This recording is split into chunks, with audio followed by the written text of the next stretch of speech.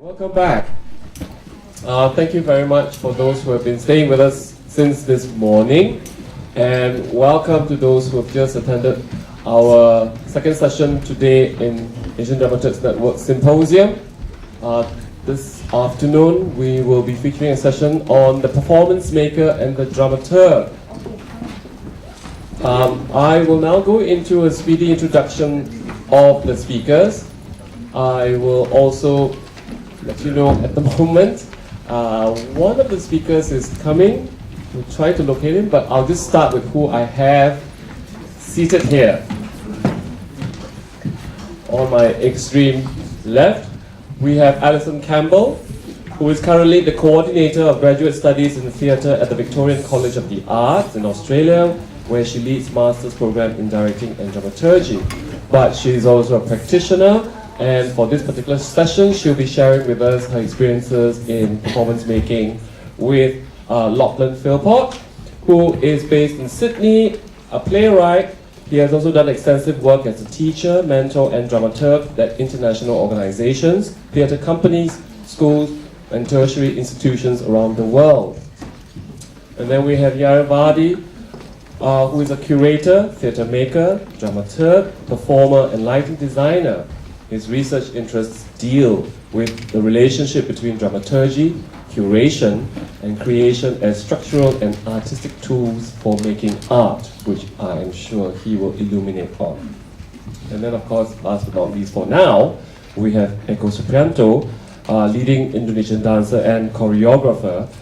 He is the founding artistic director of Eko's Dance Company and solo dance studio in Surakarta, Indonesia. So without further ado, I'd like to start just by predicating that the speakers will have 20 minutes. And I think we have Max to join us now. Please. Here we are. We have Max Philip Aschenbrenner. He is a performing arts presenter and dramaturg. He has studied media studies, interaction and process design, and has a master's degree in dramaturgy. Welcome, Max. So just to recap, each speaker will have about 20 minutes. We'll try and keep this quite tight because we ran over the last time. And we'll start the ball rolling with Yair. Hi. So my timer is on number 3. Okay. So I will split this 20 minutes, 21 minutes to 7 parts, and on each part you will hear the bell. And I hope that this practice or this 3 minutes practice will not shoot my legs, because it's the first time I'm doing it in English. I will explain why I'm doing it, and it will be actually clarified towards the end of my presentation, since it's the dramaturgical structure of my recent piece, Cultural Basket of Good. As well, you can see my computer, which as well it's the practice of Cultural Basket of Good. It means that the structure of work or how I work is present, and the audience can see how I think, how I construct, and how I actually do the dramaturgy. I'm working as a curator. It's my daily job, and then I'm working as a maker and as a lighting designer. And in every part of my work, I'm thinking about dramaturgy. So if someone will invite me to lead the piece, I will say, okay, I'm doing dramaturgy with my light. This is the essence, and this is the logic of my work. When I'm curating a festival, I will always think about it as a dramaturgical line in time and space. So the pieces will be the objects, and the time of the pieces, and like putting the pieces one next to each other will be the curation, and the dramaturgy of the audience when they are entering the festival. So a piece, one material next to another material next to another material, it's the dramaturgy of the festival. I will talk in both ways, as a maker and as a dramaturg in this presentation. I will try to explain. I find it more easy to explain what I need from the dramaturg as an artist, while I'm when I'm dramaturging someone else, I'm trying to be the same person that I need as a maker. I wrote this very personal text. I call it Tim Etchell Dramaturgy of Liszt. Let's say Tim Etchell is an English director from Force Entertainment, and I will start to read it. I hope that my 3 minutes, well, I will wait for the 3 minutes of introduction to end, and then I will start the 3 minutes of actually what is dramaturgy for me, or what is the dramaturg for me. What is interesting is the gap really between what we call dramaturgy and what we call the dramaturg, because I like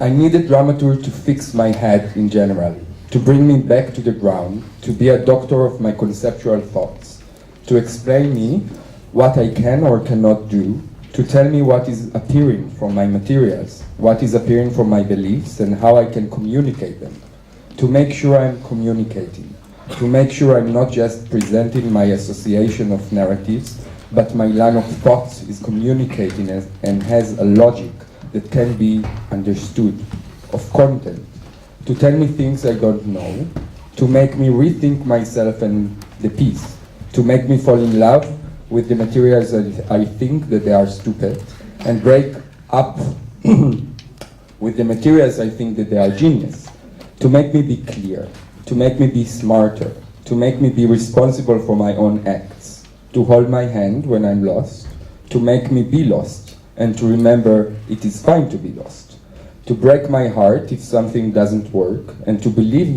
in what I'm doing till the very end when I'm not successful with doing what I thought I can do, to believe in me and in the project while at the same time crushing it to dust, to ask what I want all the time and make me tell what I want, to support what I don't know that I want, to tell me what the piece knows much better than I do. The dramaturg is the most intimate position in my process. Very few people I know can be my dramaturg. It should be based on working together for years, of being friends and colleagues for a long, long time. My dramaturg need to undress me, don't believe in me, when I'm very assertive, to understand when I know what I'm thinking about, even I cannot put it in words. It should be based on knowing how thinking and language works in my head, in my heart. And to take it more generally, I will use like Bojana Cvejc words about dramaturgy. Dramaturgy for me can be a wide definition concerning the actual project it's dealing with.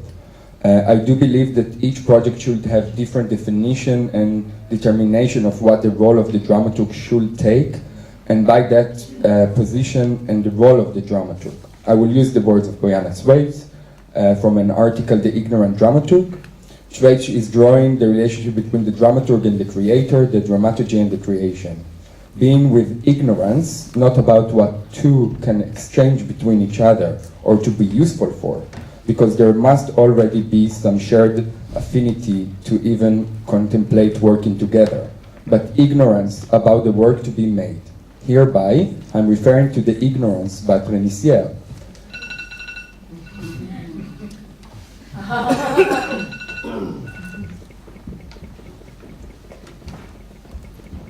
I will show 3 cases, 2 of my work and 1 a work that I dramaturg.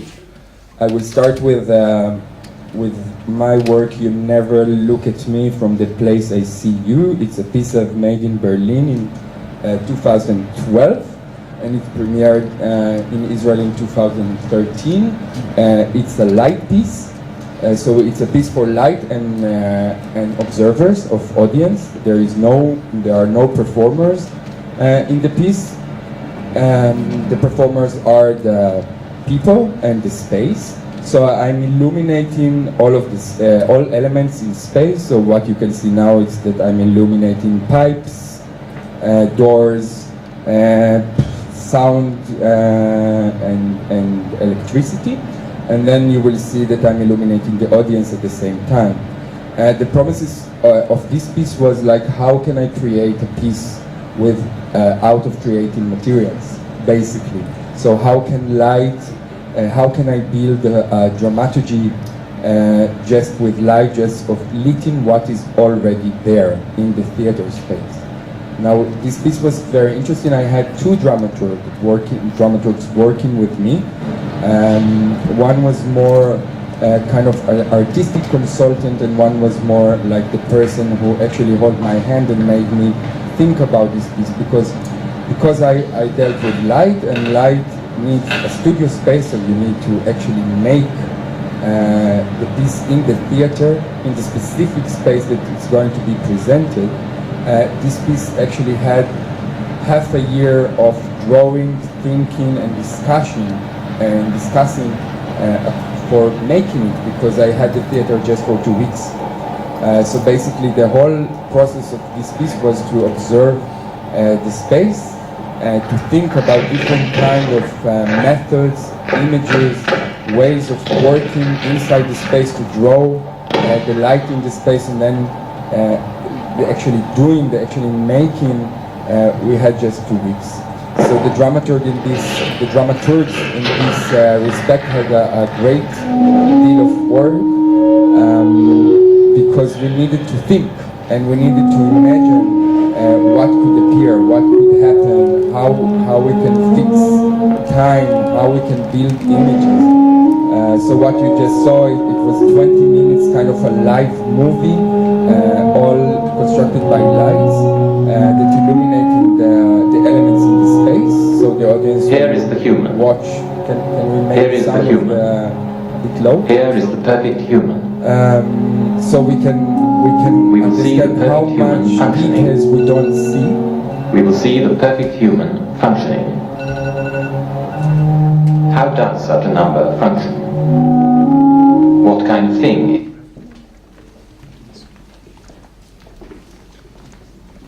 The next piece I want to talk about, called Practice Makes Perfect. It's a piece by Nathalie Zuckerman, and it premiered this year in Akko Festival for Different Theater. It's one of our most important theater festivals in Israel, and I was the dramaturg.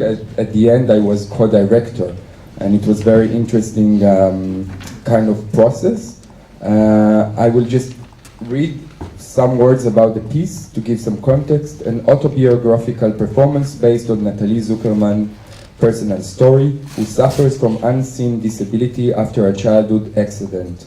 Zuckerman invites a running instructor, a professional dancer, her partner, friends, and family on stage to give her a string of exercise and lessons in which, through the prism of the disabled body, deal with everyday physical action like getting up from the floor, falling and walking.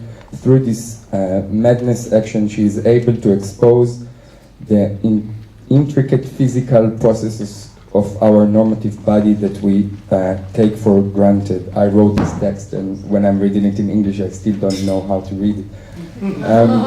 What was interesting, so we are talking about autobiographical piece about Nathalie while she is performing in the piece with 5 different performers that each one of them has their own professionality. So like champion of running, professional dancer, her partner, her mother, all on stage, trying to teach her how to deal with her disability.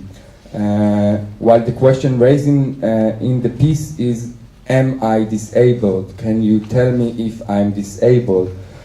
Since it's a very personal autobiographical piece, while Nathalie is performing, we started to work on this piece together from early stages, while she didn't really know what the piece will be. She had this idea that she wants to be a dancer, and she wants to be to invite a professional dancer to teach her how to dance. And we started from this starting point. While me don't understand why that she wants to learn how to dance, why she's not using her disability as an aesthetic form, and why does she wants to be, you know, the perfect body, or like the body that she doesn't have. And all of those questions were raised during the process over and over and over again, because I couldn't understand, and because I couldn't understand, I thought that Nathalie is not understanding at the same time, because she couldn't explain me. And slowly, my questions intrigued her, and like she discovered what she wants to say, what the piece is about. We worked on this piece almost a year. It had two presentations. So one, it was her final piece in her master degrees in Tel Aviv University, and after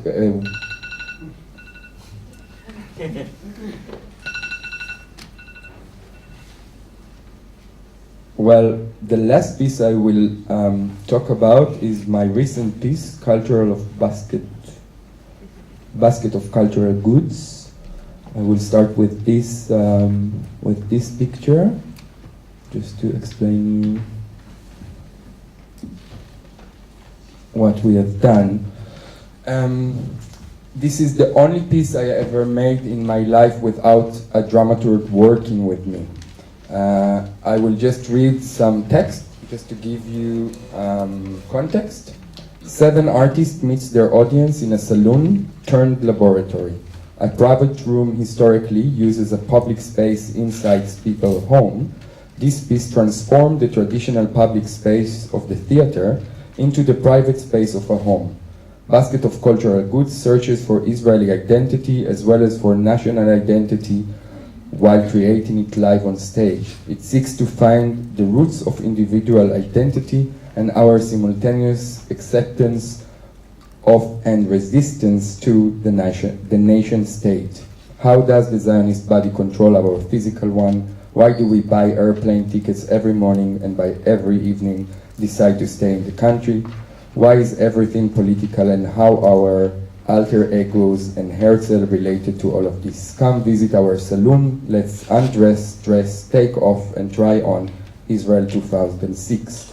So this was the topic of this piece, and what you can see now, what you can see in the picture is our saloon. It's based on the stage.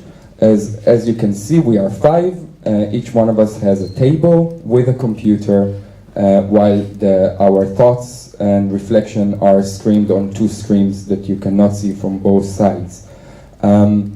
So the reason that this piece doesn't have a dramaturg is because I invited 4 of my very close colleagues, all artists, all practitioners as dramaturg, as performance dramaturg, to be with me in the saloon and to think together about Israeli identity and what does it mean to make art in Israel 2016. All of them are both artists and performers and dramaturg, and the structure of the piece was talks. So it was a saloon talks. Every talk was like 3 minutes talk on timers. And so the timer stopped us, and it dealt with the way we are thinking, the way we are reflecting, and the way we are building the dramaturgy of thinking and reflecting upon Israel. So, like, the structure worked is that it was all improvised, so we had a score on which subject we are going to talk. The pairs always been changing in each performance, so we can really talk and not reenact our talks from rehearsals or from previous performances. And while we, like a couple of us talk, one of us will reflect, will write the document the talk, and we try to bring the dramaturgical concepts and thinking of how we think, of how we talk.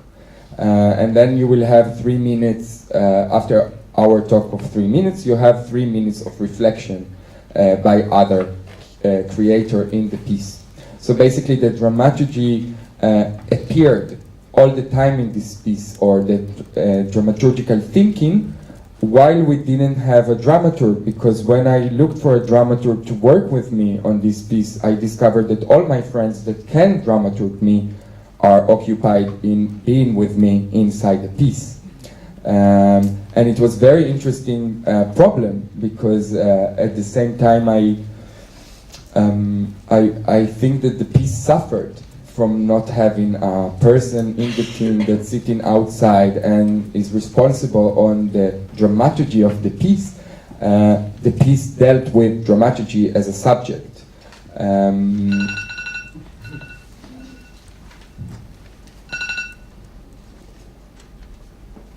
So I have another 3 minutes to talk about this piece, because I think it's the more interesting piece to talk about when you are talking about dramaturgy. So at the end, what we have is like a piece dealing with dramaturgy, with a line of thoughts, with how people and how artists thinking about reality. And my wish was, I believe that when we are making art, we are giving some kind of a present to our audience. It's very, like, I'm trying to be very, I don't think I'm very important, I don't think that I'm thinking so smartly, but I think that I'm a professional in my own thoughts. And this is what I have to give to the audience. And then when coming to speak about culture and what does it mean to be Israeli and what does it mean to think about culture as Israeli, this is my expertise, this is what I'm doing during all my life, and this is what my partners are doing. So this piece has like 5 different storytellers, because each one of us telling his own story, giving his own reflection, her own point of view of what is being Israeli. And sometimes, you know, as the creator of the piece, I'm kind of, someone is telling something super political that I totally disagree, and I cannot even believe that my piece giving a voice to this kind of point of view, but it is 5 different people, 5 different dramaturgs, 5 different creators, which are telling the story of the Israeli culture. But it is very personal culture, yeah, because we are not a mirror to the public. We are 5 people inside the public trying to make sense out of the situation that we are living in. And I think that this is what dramaturgy is doing to pieces. Like, it's trying to make sense from all the materials that it's working in, and trying to give a structure and trying to make them visible, and trying to make the audience think or know what the piece is talking about, or what the artist's materiality is talking about. And I think that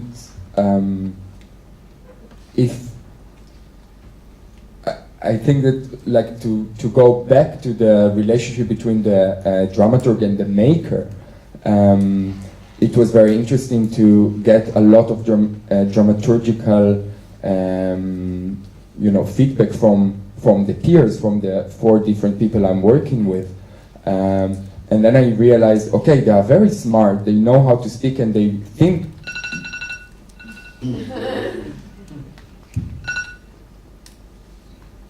Last 3 minutes. So they all think in a dramaturgical way, but then there are performers in this piece. So each one of us, especially towards the end, had a lot of fears, you know, anxiety about, okay, we need to do this piece. Like, we have 2 hours now that we are improvising, audience is coming in, we need to take responsibility about what is actually happening. Oh wow, I forgot to put the slideshow that you can see more pictures from this piece, sorry.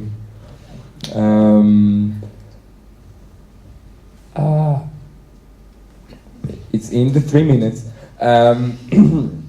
And like, we need to perform. So then I understood, okay, they are talking with me in a dramaturgical language, but actually they are talking about their own anxiety as performers inside the piece. And this made me, it was very interesting for me, because you know, those are my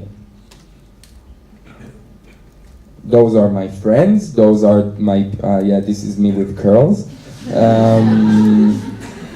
Those are my friends. Those are the people that I'm working with. Those are actually my dramaturgs. But when they need to be performers, when they need to take responsibility about what they are actually doing in time, they have a totally different thinking and needs.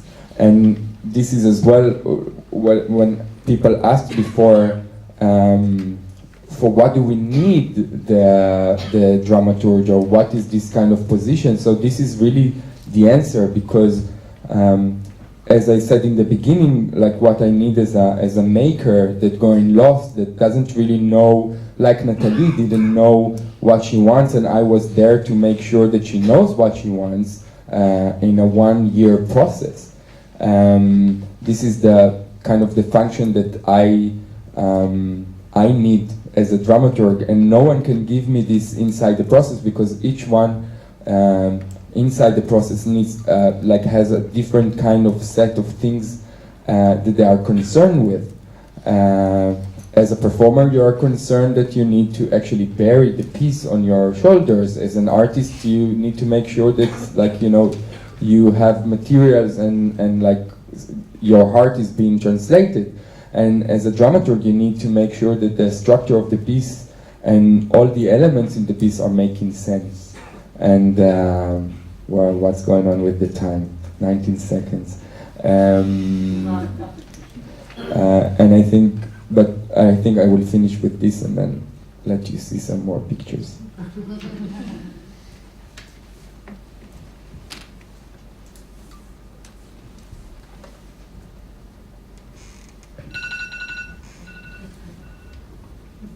Thank you. Thank you.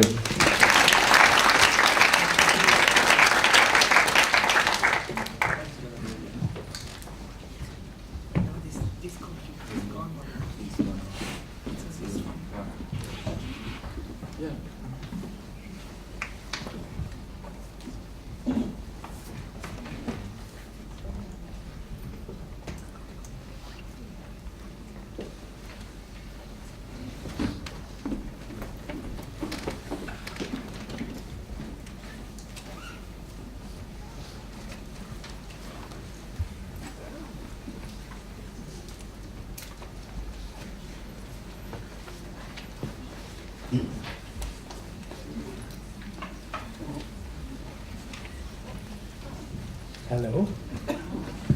No. I'm sorry for being late. I'm really. Yeah, the lunch took too long. That happens from time to time. Huh? Thank you, Yair. I will speak today about myself, basically as a dramaturg.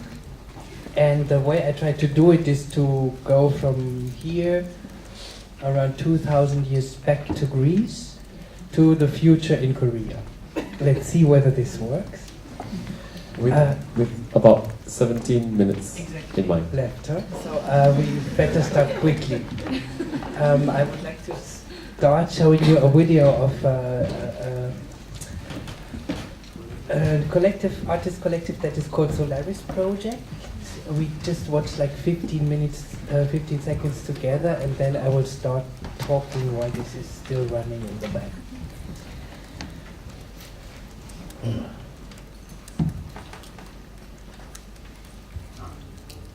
But I think this should have sound, this part, but it will come.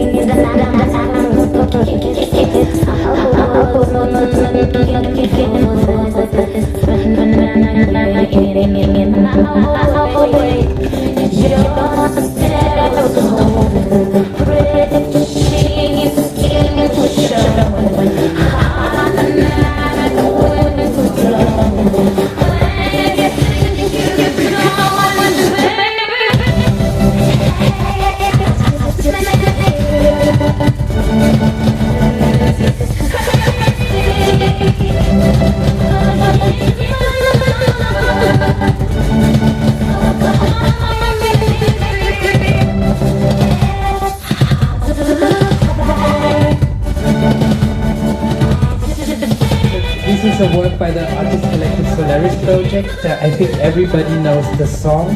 The pictures we see come from reenactment of the music video by one. The girls are the Miami Dolphins cheerleaders.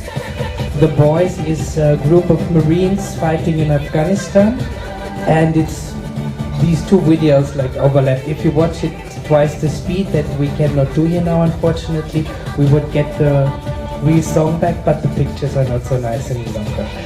The texts that we can see in this movie come from a book by the French collective Tikkun that is called Preliminary Materials for a Theory of the Young Girl. And I would like to start with a quote from this book. Starting in the 1950s, after two devastating wars deconstructing its first empire, capitalism realized that it could no longer maintain itself as the exploitation of global human labor if it did not also colonize everything that is beyond the strict sphere of production. Faced with the challenges and moves of socialism and decolonialization, capital itself had to socialize and to decolonize. Consumer societies, our contemporary societies, societies based on the values of competition, materialism and disconnection, or we could also say individuality, seek out their best supporters from among the marginalized elements of traditional paternal colonial societies. Women and youth first, followed by migrants and artists. To those who were excluded yesterday and who had therefore been the most foreign, the most spontaneously hostile to capital, this process first looked like emancipation. The quotation ends. My thesis, this is a process that started in the second half of the 18th century with the invention of the middle class. More about this later. Although this globalized digital revolution enables flat, anti-hierarchical, direct communication, it also creates a permanent peer-to-peer surveillance and shapes a commodified repertory of life designs, expressions and gestures. Consumer societies emancipated each one of us, made each one of us middle class, but at the same time it emancipated us as slaves. How we could maybe say this in more juicy words is our world today is shape-shifting between idol shows, fashion spectacles, plastic surgery orgies, homemade internet porn, and in the end our everyday lives here. We constantly try to deliver our best performance. We constantly try to be the superstars of our own ambitions and imaginations, always radically. We might therefore call this society that we live in not only a consumer society, but a society of performance, or a society of performers. Each one of us always creates his own universe all the time, and uses each other and everything around as a possible actor, extra, or object in it. I'd like to illustrate this thought with another video. We can watch this later again. Quick alert.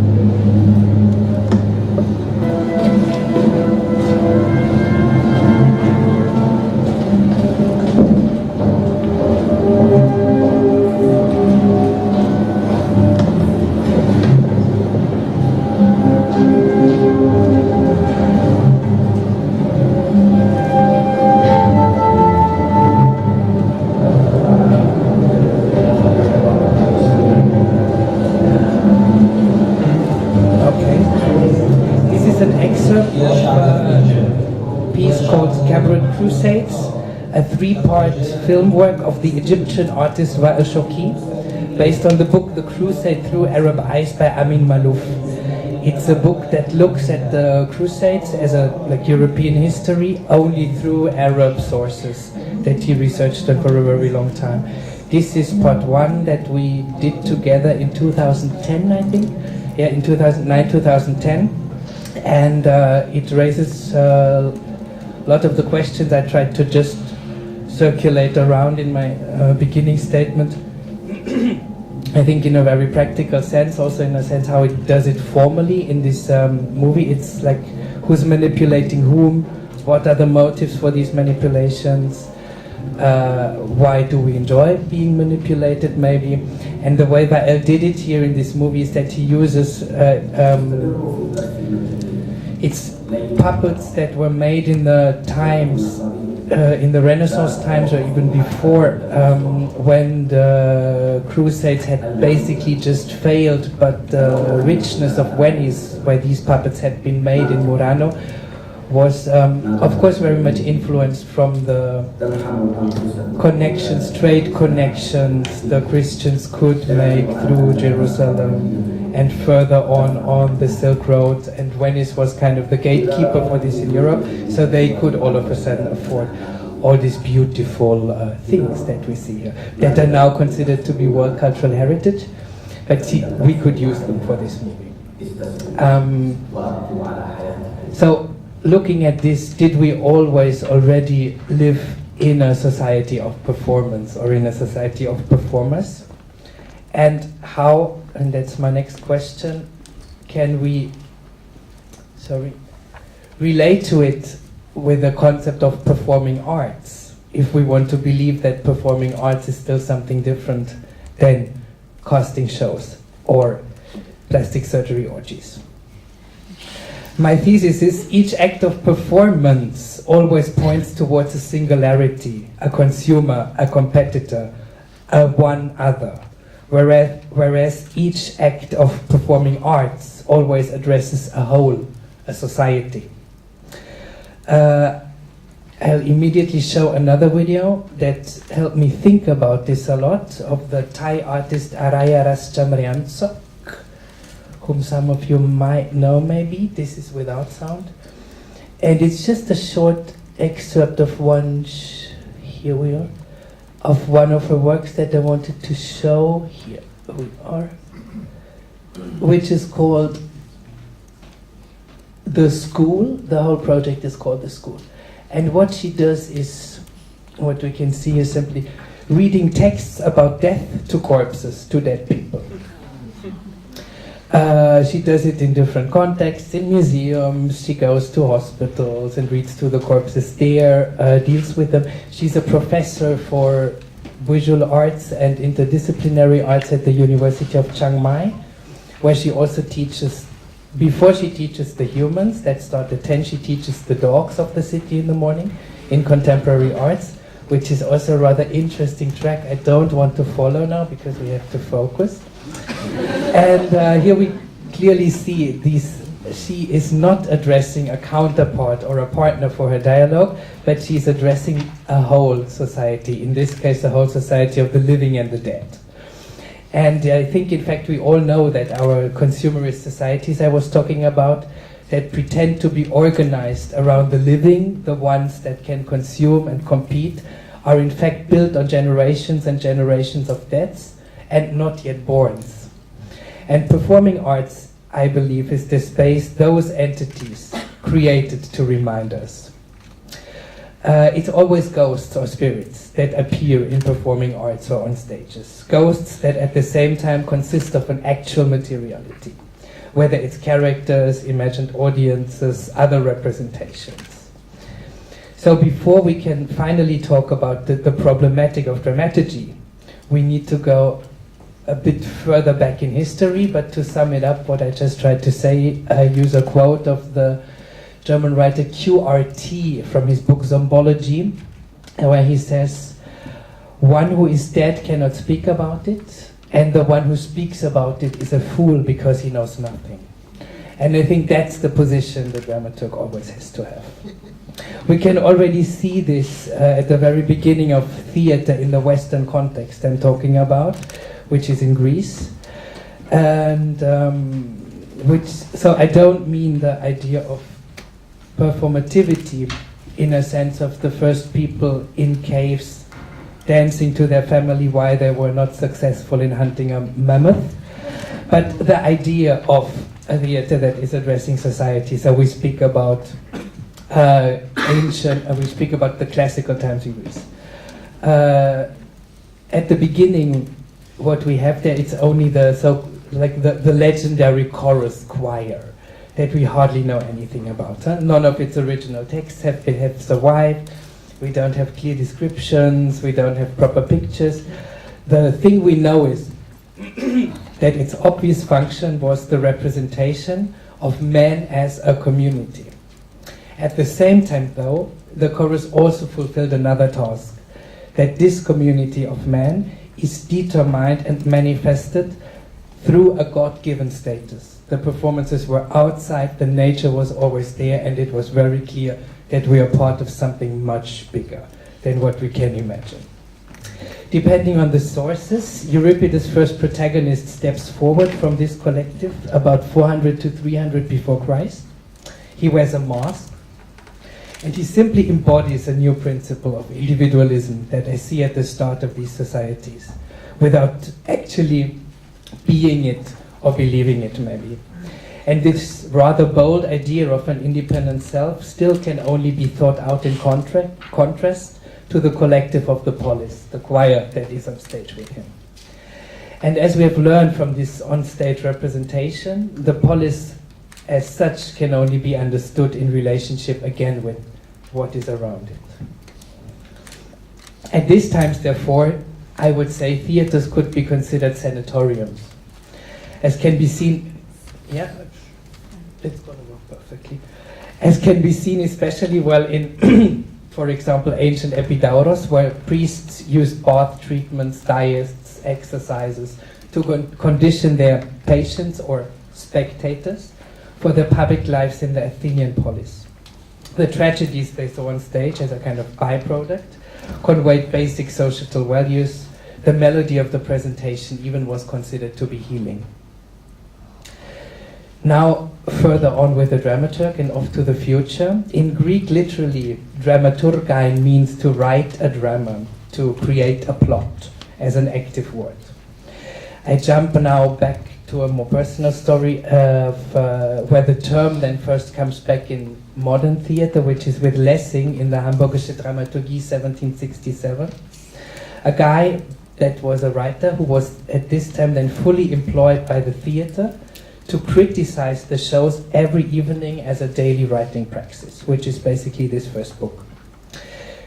Looking at the context, we have a historical shift there from Baroque time to classicism, from feudalism and absolutism to republican ideas. 1767, I just said, the French Revolution is already knocking at the doors. Most relevant for theater, a shift from God to the human in the center of philosophy. Kant is sitting at his desk at this very time, thinking about his very famous sentence that he would publish later soon, Sapere aude, dare to think by yourself. The function of theater, therefore, moves from praising the king to inventing the new idea of a bourgeoisie, not only a citizen, a citoyenne of a society, the so-called middle class I was talking about. And this move happens from two sides. One is, it's funny, we heard it in the morning, translation. Schiller and Goethe, before they wrote their own texts, were mainly busy translating Shakespeare.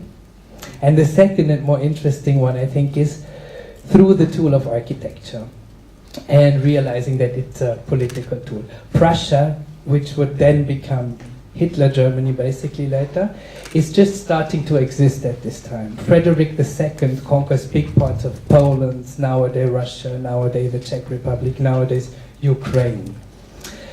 What is interesting and what we can still see today is that the theater buildings in Wiesbaden, which is a small city in Germany, and Odessa, which is today still a 4.5-hour flight, are exactly the same architecture.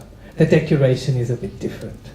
But what it shows is that it was a very simple, useful, functional tool for the newly conquered people, let's call them like this, to teach them the German language and to make them proper Germans.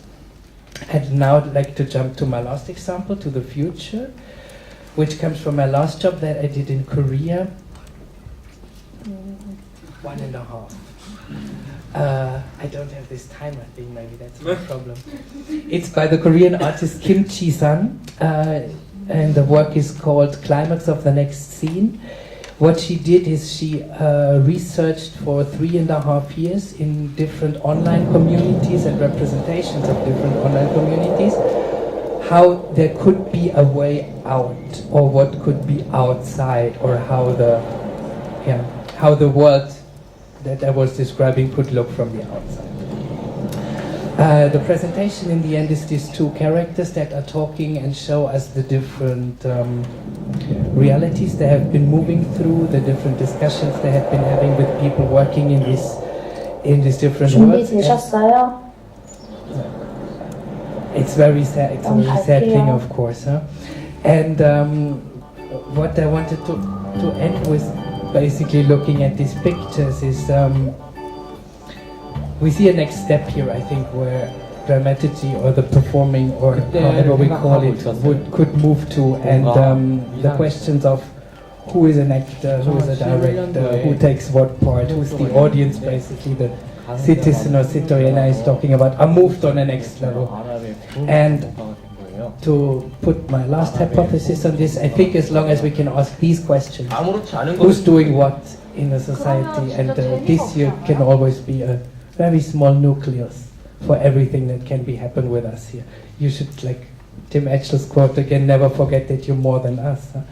I think dramaturgy, and also the position of the dramaturg, the way I try to develop it, is relevant. So I hope we can formulate these questions further and further and further. Thank you. Thank you so much. Now we move on to Echo. Yeah. 20 minutes.